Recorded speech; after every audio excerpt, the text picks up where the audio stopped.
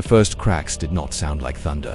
They sounded like absence, a cold and hollow silence that followed the storm. A locomotive stalled on a frozen rail beyond Smolensk. Its iron lungs were silent in the winter dark. Soldiers waited for fuel that would never arrive. A radio operator tapped messages into a void. The war machine once moved with precision. Now, it began to hesitate. Hesitation is death, whispered in advance. There was a time when the world trembled at German boots. Cities fell in days. Armies dissolved in weeks. The map of Europe folded inward. It was consumed by an unstoppable force. To those watching, it was momentum itself. A civilization was reshaping another through steel and doctrine. Machines are built from smaller parts. Every part, under strain, remembers that it can break. The Eastern Front stretched like an open wound. It bled men and metal into the distances.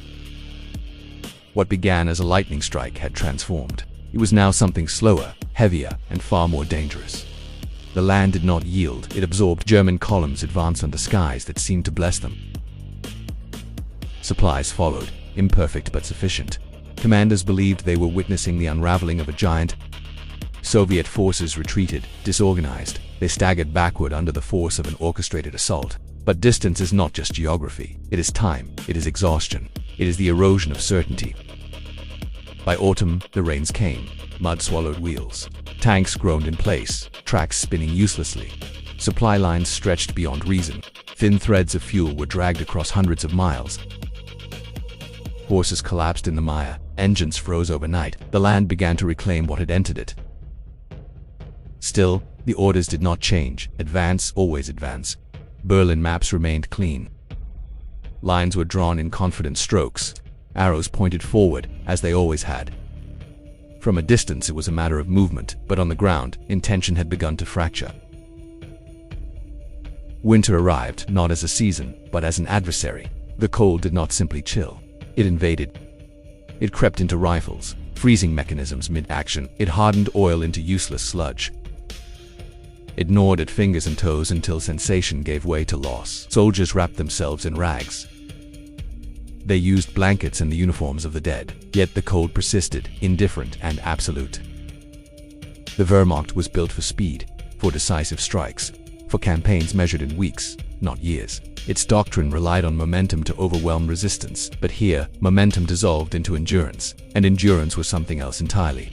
It was a slow, agonizing process that proved to be far more costly than anyone imagined. In the ruins of villages, soldiers found silence. Civilians had fled.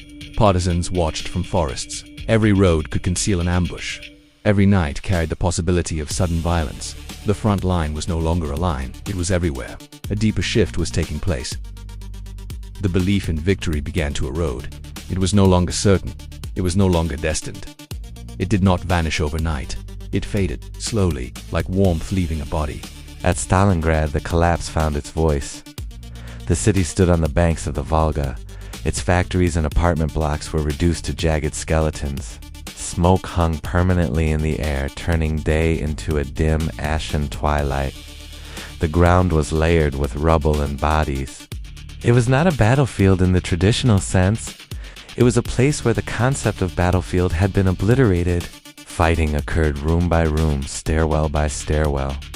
German soldiers entered buildings through shattered walls, only to find Soviet defenders in the shadows. Grenades rolled across floors littered with glass. Machine gun fire echoed in confined spaces, deafening and disorienting. The distinction between inside and outside dissolved completely. Here the war machine could only endure. Soviet forces were driven by desperation and resolve. They closed the distance so tightly that German artillery and air support became liabilities. They turned the city into a trap, a labyrinth designed to consume those who entered. The Volga froze at its edges. It was a silent witness to the crossing of men and supplies under constant fire. Reinforcements arrived in fragments. Small groups slipped into a city that seemed to devour them instantly.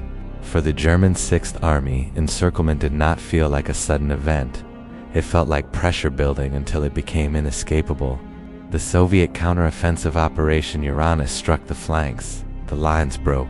The encirclement closed. From the air, the pocket appeared as a shrinking shape. From the ground, it was a world collapsing inward. Supplies dwindled. The promised airlift proved insufficient. Ammunition became scarce. Food became rarer still. Hunger gnaws, it weakens, it erodes the will. Soldiers who had marched across continents now measured their strength in crumbs. The wounded lay in makeshift shelters, suffering prolonged by a lack of supplies. Disease spread in the unsanitary conditions. Yet the orders remained. Hold, no retreat, no surrender. In Berlin, the narrative persisted. The city would be taken, but within the pocket, reality had already shifted. Loyalty, discipline, and fear intertwined in a web that grew tighter each day. There were moments of humanity. A soldier sharing his last bread. A medic working tirelessly despite the odds. But there were also moments of collapse. Men breaking under the strain, the line between courage and despair blurred. As January deepened, the pocket fractured. Soviet forces advanced methodically, dividing the army into smaller segments. Communication broke down. Each group became its own isolated struggle for survival. The coordinated machine faded. On the morning of January 31st, 1943, Friedrich Paulus surrendered. It was not a dramatic moment, but a silent acknowledgement. The army had ceased to function as an army. The machine had broken.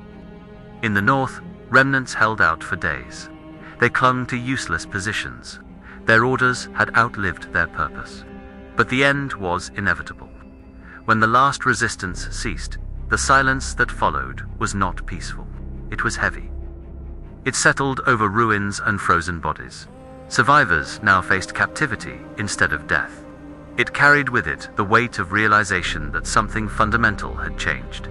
Stalingrad was not just a defeat. It was a fracture in the illusion. From that point onward, the war for Germany was no longer a matter of expansion.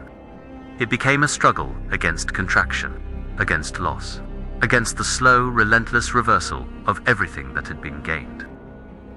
The fronts shifted. In the west, the Allies prepared. In the south, North Africa slipped away. In the east, the Soviet Union absorbed the initial blows. They began pushing back with force. The initiative, the invisible current that had once driven German operations, changed direction, and with it, the nature of the war itself. The German war machine once dictated the pace. Now it found itself reacting instead of acting. Resources were stretched thinner. Decisions became more desperate. The clarity of early campaigns gave way to complexity, to uncertainty. Leadership, too, began to show signs of strain. Adolf Hitler, increasingly isolated, clung to control with a rigidity that bordered on obsession. Orders were issued that ignored the realities on the ground. Retreats, when they occurred, were often delayed until they became routes. The gap between command and experience widened into something dangerous. Generals who questioned found themselves dismissed or marginalized. Survivors navigated a system where loyalty was everything. Adherence to directives outweighed practical necessity. The machine was still functioning, but it was no longer coherent. On the Eastern Front, battles continued with ferocity. At Kursk, the Germans attempted to regain the initiative. They launched a massive offensive against Soviet lines. It was to be a decisive blow. It should have shown strength. Instead, it became another turning point. The Soviets, having learned from previous engagements, prepared extensively. Defensive positions were layered in depth minefields, anti-tank defenses, fortified lines. These were designed to absorb and blunt the attack. Intelligence had provided forewarning. The element of surprise, once a hallmark, was absent. When the offensive began, it did so with immense force. Tanks advanced in great numbers, their engines roaring across the steppe. Artillery thundered. The sky filled with aircraft engaged in relentless combat. For a moment, it seemed as though the old momentum might return, but the defenses held. Progress was measured in meters, not kilometers. Losses mounted. The offensive became a grinding attrition battle. The German war machine was ill-suited to sustain it. And when the Soviets counterattacked, they did so with a scale and coordination. It reflected their growing strength. The massive battle at Kursk marked the last major German offensive in the east. After this failure, the initiative passed permanently to the Soviet Union. After that, the direction was set westward. The collapse was not a single event, it was a process, a series of losses, each compounding the last. A gradual depletion of resources, men, fuel, equipment. They could not be replaced at the rate consumed. A psychological shift as the certainty of victory gave way to the reality of survival. Cities that had once been stepping stones in an advance became obstacles in a retreat. In Italy, the Allies pushed northward. In France, preparations for invasion gathered momentum. In the skies above Germany, bombing campaigns intensified, bringing the war directly to the homeland. The machine was now under pressure from all sides. Factories were targeted, infrastructure disrupted. Civilians experienced the war not as distant news, but as immediate reality. Sirens wailed in the night. Bombs fell, turning neighborhoods into fields of rubble. The distinction between front and home blurred. And still the orders continued: fight, hold, resist. There is a moment when continuation becomes denial. For Germany, that moment stretched across months, even years. The war persisted, not because victory was still achievable.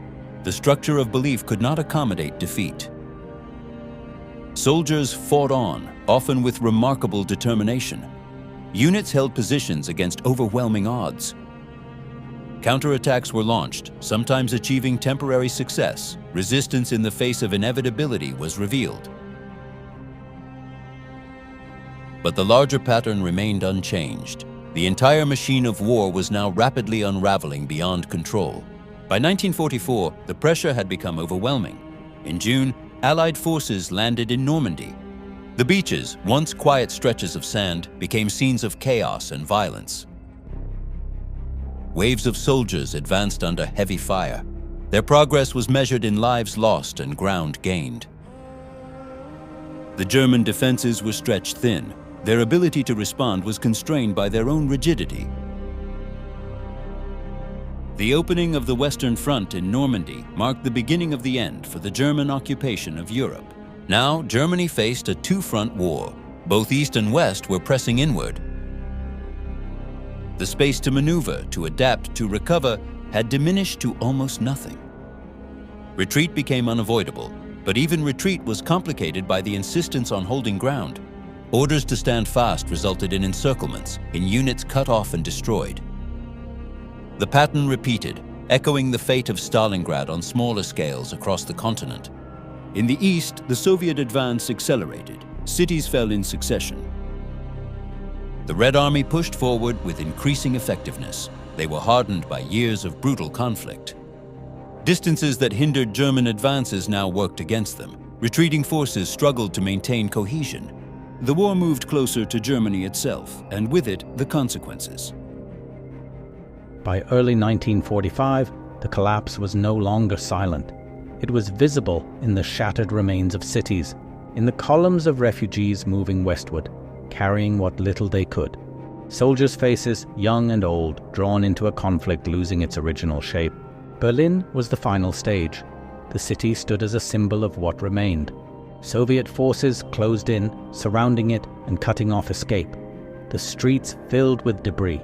Fragile barricades were built from the remnants of a society that was now under siege.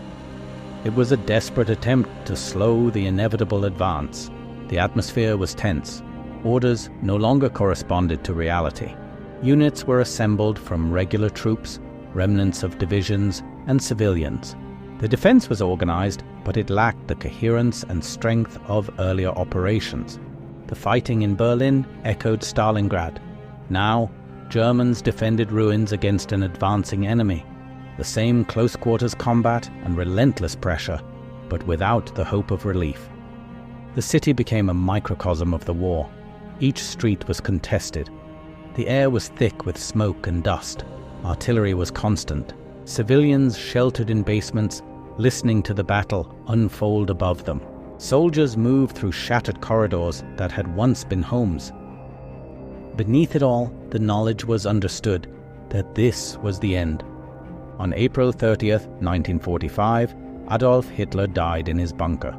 The leader who had driven the machine forward with unwavering conviction was finally gone, leaving behind only the smoke of a failed ambition. But by then, The outcome had already been decided.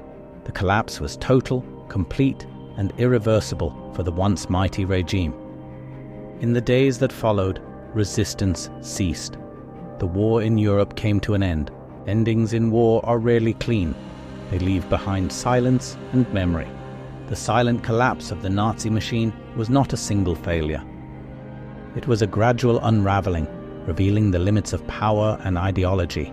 Even the most formidable structures, when pushed beyond capacity, will begin to fracture. Not always with a loud crash, but often with quiet accumulating absences. A soldier waiting in the cold, a witness to the end of an era. In the aftermath, as the guns fell silent and the smoke began to clear, what remained was not just war records, but reflections of something deeper. Beneath the machinery of conflict, there are individuals, fragile, resilient, and capable of compassion. When the machine collapses, they remain, standing in the silence, listening, and remembering